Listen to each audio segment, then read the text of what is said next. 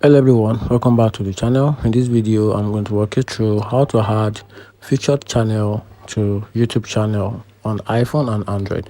So in this video I'm going to walk you through a step-to-step guide to add featured channel to your YouTube channel using your iPhone or Android. So let's get started. So first you have to do is to use the Chrome or Safari on your phone, then go to the YouTube website. After that, log in to your account, then switch to the desktop site.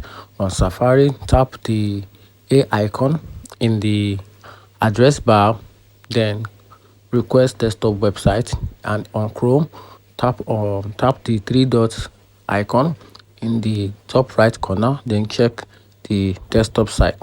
Then go to the channel, tap your profile icon at the top right and select your channel. Then after that, click on the customize channel to open the YouTube studio. Then from there, go to the layout, then scroll down to features section and click add section. Then from there, choose featured channel and name your section. For example, you can name it your favorite channel. Then after that, search for channel you want to feature and add them, then click done and then publish to save changes.